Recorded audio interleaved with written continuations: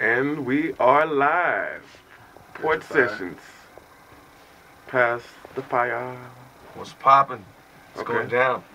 Let everybody know who you are. Death B4 Dishonor Music Okay. / Reve Entertainment. Reve is my niece's name. It means to dream in French. It's your boy Joe. Desperado. It's my folks right here. Joe. Big Matteo, the Wescoasteño, aka Little Matty Rivas, aka Little Oso Santa West Side, aka Bonkekis from fucking, that's some back in the day shit right there. Yeah. They'll know what's up. Okay. J.Sin, Watsonville, California. I'm known for the production work. The man behind the scenes. Yes. Okay. And that is also Cali's finest right there. And right here what we're doing is line up some sage. We got good vibes on the table with Leo. Setting the spirits to the side for our boy Matt's brother, our manager, Mark Rivas. May he rest in peace. He's the reason why we light this up right here. Keep us going where we are. Death B4 Dishonor started out a long time ago with me, my pops, you know, growing up as a kid in the hood. Grew up in the Green Valley apartments, family on both sides, so had to make a way for myself. Pops was throwing down my uncles, they from the other side, so forth. Uncles both told me and Pops told me make your own way. I rode with my homies. They respect me like that too. We all rode together. Came up learning from my Pops ways of your friends could become your enemies in time. Your friends who are your closest in time ain't gonna be there when you need them, but you had them. As time changes, everything's gonna change.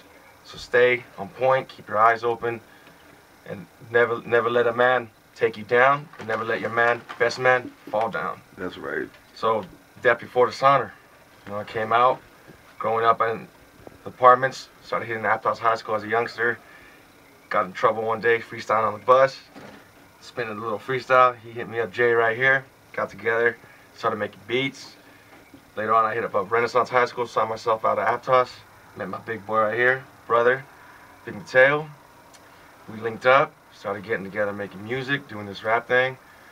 Just doing it for fun, letting out a bunch of anger and frustration. Therapy, You know what I mean? baby. Therapy all day. We treat it like a counseling chamber. Nailed it. You could sit down on a chair, the counselor pay money, or you could just have your boy make you some beats. We get together like a family, let it out. Music's basically for the streets and the struggle. Every day, every person's going through something.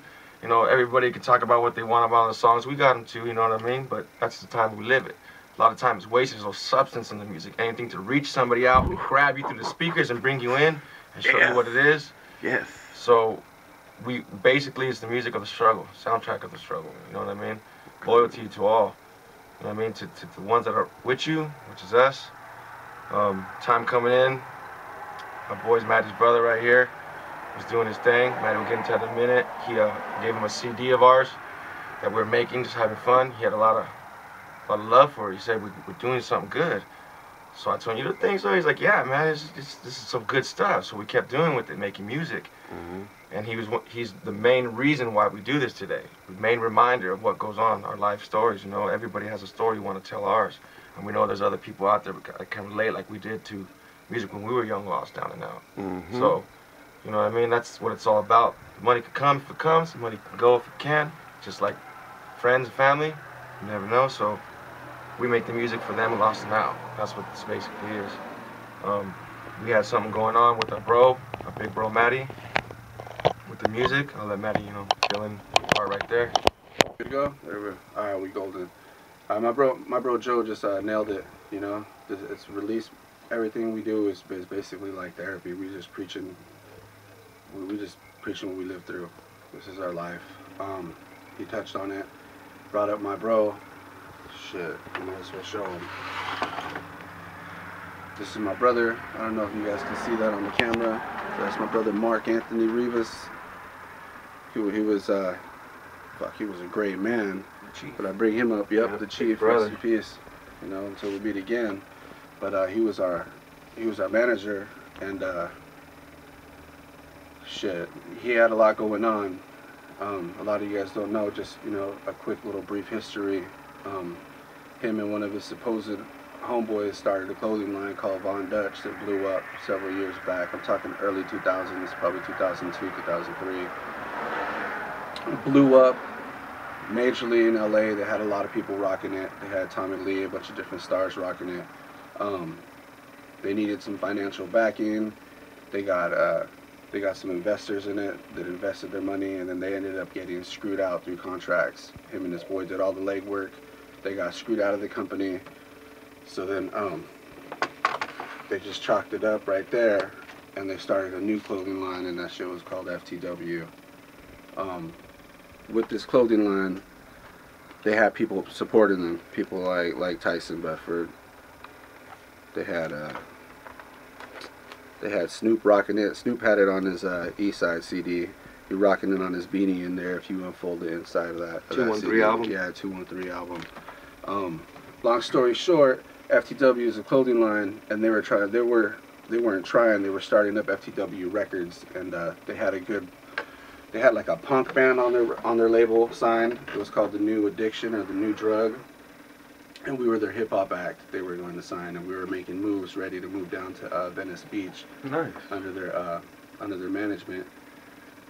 And then in 2005, February 4th, 2005, 10 days shy of my brother's birthday, he was murdered. He was on some betrayal ass shit, on some snakeful ass shit. Demon ass shit. Yeah, but I ain't trying to speak on the negative. You know, Still stay positive. Yeah, we're trying to stay positive with it. But he liked our music. He was the one pumping us. We were doing mixtape music, and we gave it to him, and he was the one that was like, "Hell yeah, this is what you guys got to do. You guys got to stick with it." He was pumping us up, and he was coming up to Northern Cali. He was living in Venice Beach at the time, but he was coming up to Northern Cali to make sure we were on point. He was basically he would get on Joe, and Joe would get on all of us. Like, he was on our ass on some like Pac type shit. Like, dude, we got to make all this music because God forbid one of us leaves, and you know we still got something left behind, you know, our legacy.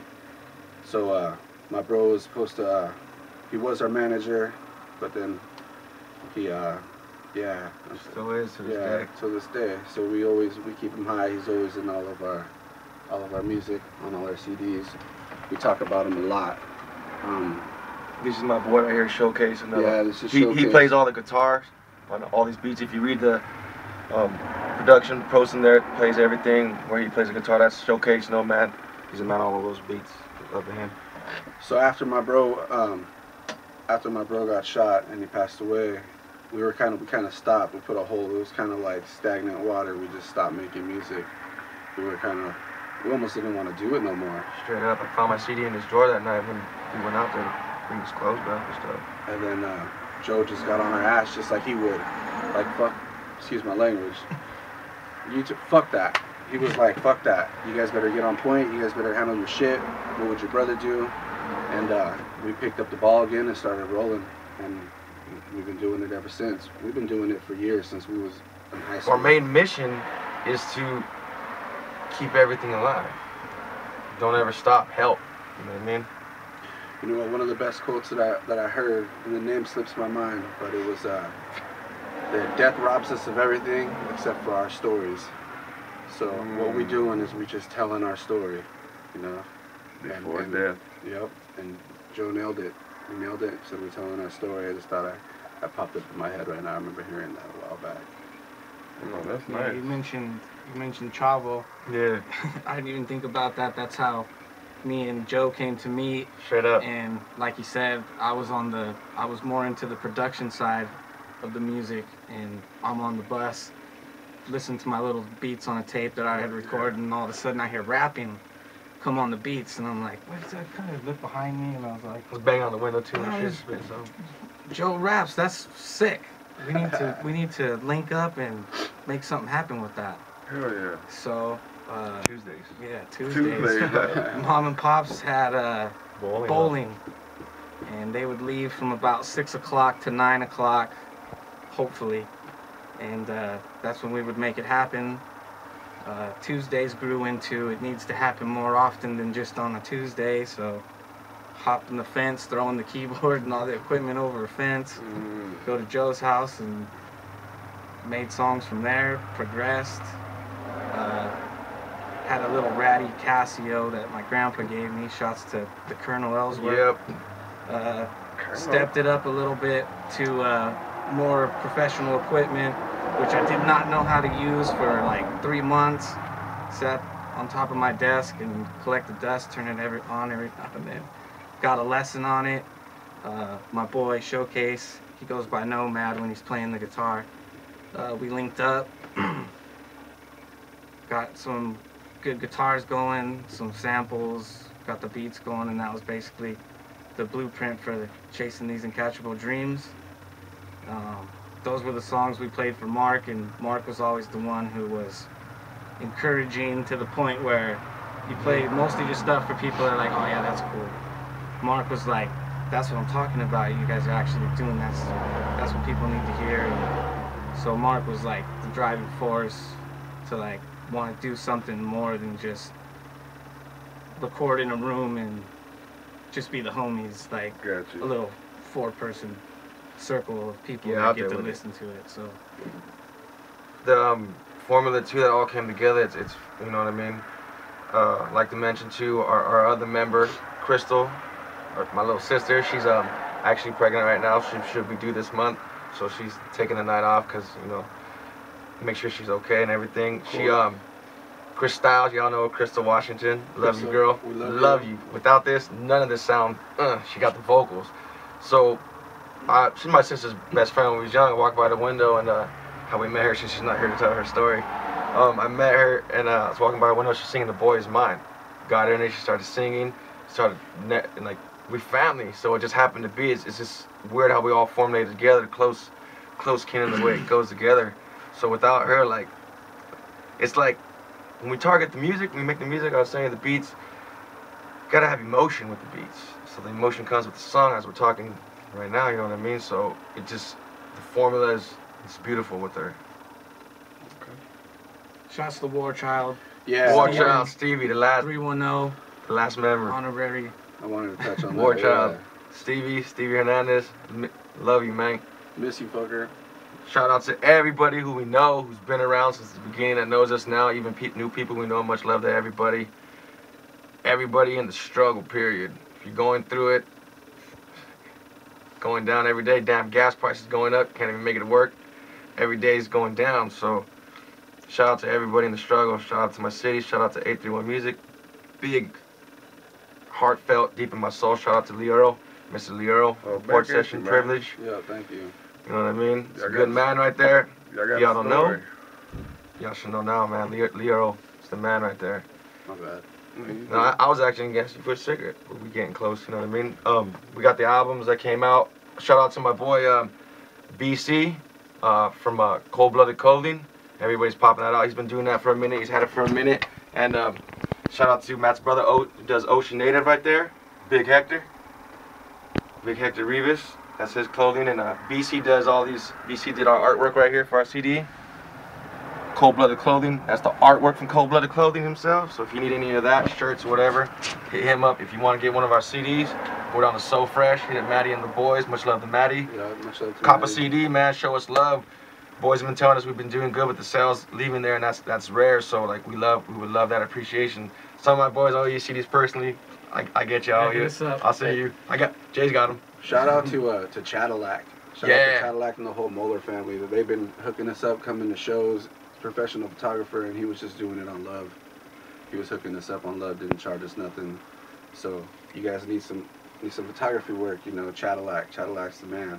Just want to big up Chad real quick. Okay. Shout out to me and everybody else's mamas too. Yeah. Mama's putting up with the noise for years.